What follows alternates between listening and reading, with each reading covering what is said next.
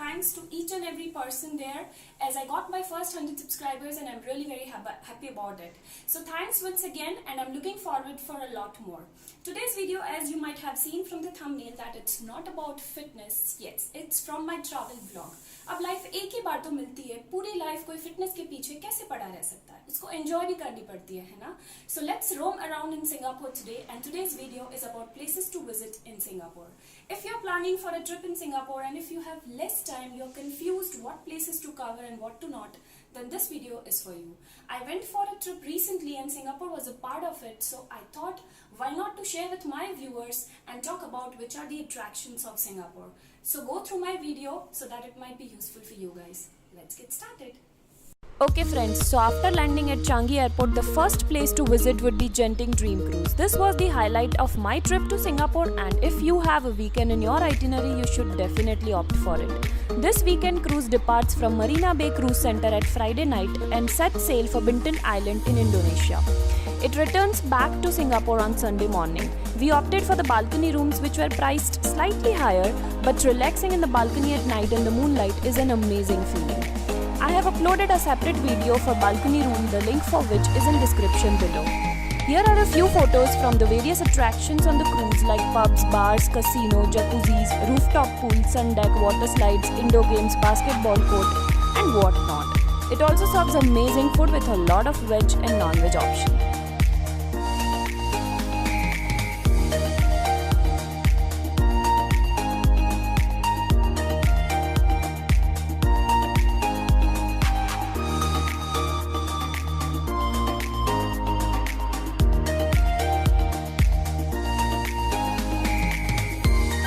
Next place is Gardens by the Bay. It is a must-visit place in Singapore and very near from Marina Bay Cruise Center.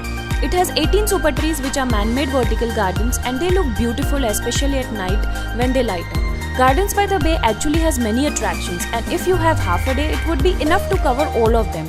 Due to shortage of time, we only went to a few, the first of them being Cloud Forest. This place is out of the world and it should not be missed at any cost while in Singapore. Cloud Forest has world's tallest man-made waterfall and thousands of species of plants, including some carnivorous plants. You can get to the top of the waterfall, and the entire way to get to the top and downstairs is laden with the most beautiful plants. After Cloud Forest comes Flower Garden, which is also beautiful and is sectioned into flowers from almost all the countries in the world. You can also opt to go on the skywalk, which gives you access to the bridge, which takes you very close to the super trees, and the ticket for the same is 8 Singapore dollars. They also have 2 slots for the light shows starting around 7 and 8 pm, and that is also something that you should definitely go for. I have uploaded a separate video which has the full light show, and the link for the same is in the description, but it is worth experiencing it in person, so definitely go for it. Just across the street from Gardens by the Bay is the iconic hotel Marina Bay Sands, the crown jewel of Singapore skyline. The hotel has 3 towers and a single rooftop that connects all of them. It is 57 stories high and has world's largest infinity pool on the rooftop.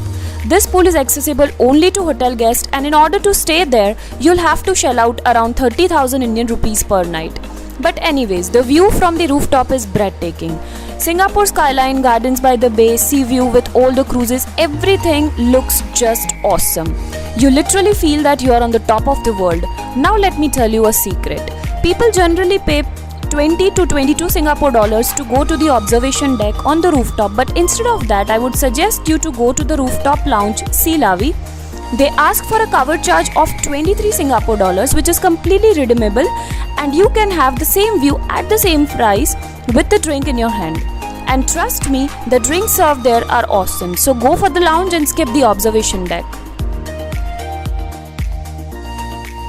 Okay, now friends, I would also like to share one information with you all. If you are pure vegetarian like me, to get good veg options, you can visit Little India and Mustafa Street, where there are a lot of veg restaurants with Indian cuisine, and it's really good. A few that we tried were Shiv Sagar and Kailash Parbat and found them to be real good.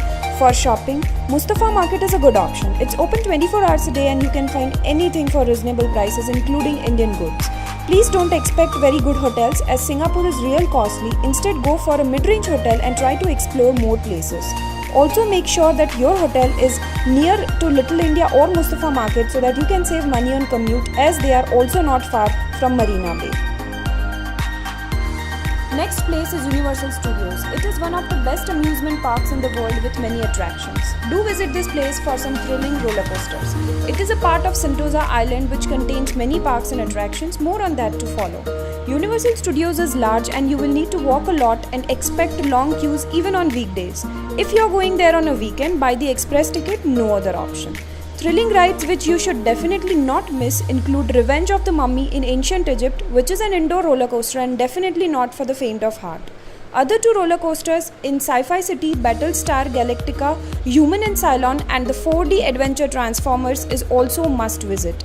Jurassic Park Rapids Adventure is also a fun ride, but carry an extra pair of clothes as you will surely get drenched on this one. Singapore Flyer is the second tallest Ferris wheel in the world. It has 28 air-conditioned capsules, each of which can accommodate around 15 people. It takes 40 minutes to complete one rotation, and at its highest, it's around 40 stories high. The view from the Flyer is amazing and you should definitely opt for it if you did not go to Marina Bay Sands Hotel. If you go to the hotel, you can choose to skip this one.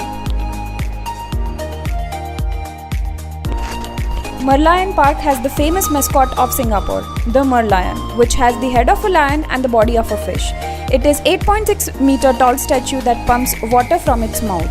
There is also a small Merlion cub which is 2 meters high just besides it, and it is a good spot to click some photos.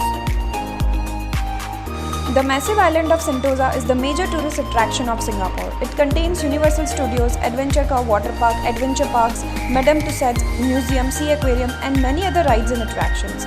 This place is so large that walking to places won't be possible, so they have metro trains and ropeways running inside the island. Metros are free but ropeways are paid. One of the most fun rides was Luge, in which you ride downhill in a small cart at high speeds, and the Skyline Ropeway takes you back to where you started. Apart from that, the Adventure Park has zipline, bungee jumping, giant swing, and many more. It also has iFly, which gives you the experience of skydiving inside a room by using powerful fans. Apart from that, there are many shows that go on at Sentosa. We went for Wings of Time, which is a light, water and fireworks show, and absolutely loved it. If you love marine life, the Sea Aquarium is a must-visit place for you. It has the most exotic sea creatures and is a visual treat. They even allow you to touch a few creatures, which is a great experience. All in all, Sentosa is a definite must-visit.